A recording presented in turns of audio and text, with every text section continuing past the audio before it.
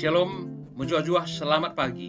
Kita bertemu kembali dalam renungan hari Jumat tanggal 14 Oktober 2022. Tidak semua orang memiliki kesabaran, karena kesabaran dilaksanakan oleh mereka yang besar. Mari kita berdoa.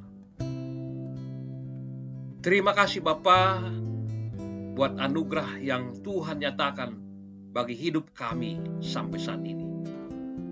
Tuhan memperlengkapi kami sehingga kami menjadi orang yang rendah hati dan senantiasa tetap hidup di dalam kasih kemuliaan Allah.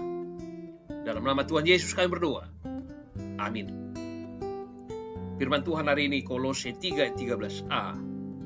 Sabarlah kamu seorang terhadap yang lain, dan ampunilah seorang akan yang lain.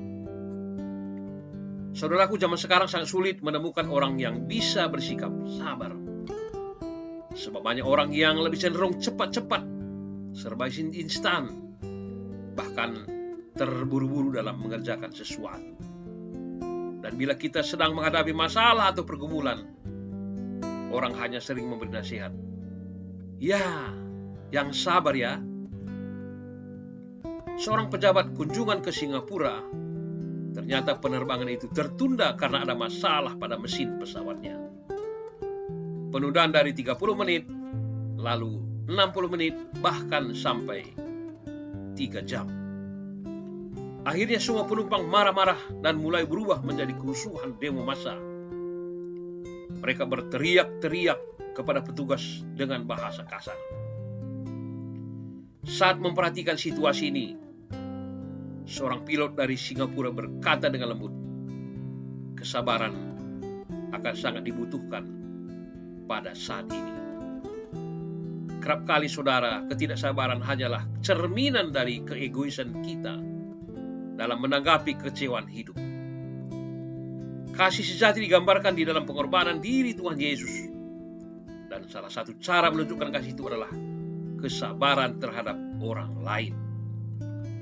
Kasih itu sabar, kasih itu murah hati.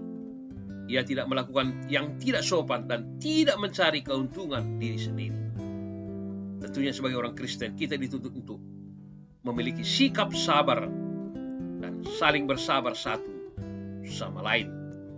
Sebab kesabaran adalah bagian dari kasih dan tindakan iman yang identik dengan kasih Kristus. Saudaraku dalam nama Tuhan, kesabaran merupakan ketenangan hati dalam menghadapi setiap cobaan. Kesabaran adalah lawan dari amarah dan emosi yang tidak pada tempatnya. Kesabaran yakni kemampuan untuk menahan diri dalam menghadapi situasi sulit.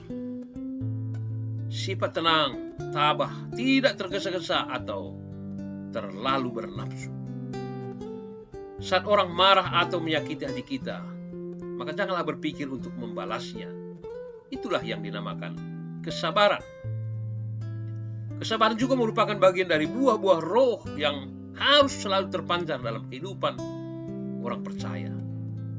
Bila kita mengaku diri sebagai orang Kristen namun tidak memiliki sikap sabar, maka kita perlu bertobat. Sebab dengan kesabaran seseorang bisa melihat hal-hal positif, bahkan di tengah kesukaran sekalipun. Di dalam pekerjaan banyak yang ingin gajinya naik tiap tahun, ingin naik jabatan, tapi tidak mau bekerja keras. Apa-apa maunya instan. Padahal banyak orang yang sudah mati-matian, namun tidak bisa merasakan keberhasilan. Sungguh, tidak banyak orang yang memiliki kesabaran untuk menunggu. Maka dari itu kesabaran seperti layaknya sebuah ujian iman. Ketika dihadapkan pada situasi atau keadaan yang genting, apakah kita memiliki kesabaran untuk menantikan pertolongan dari Tuhan? Menantikan sesuatu yang kita harapkan kadang merupakan sesuatu yang menjenuhkan.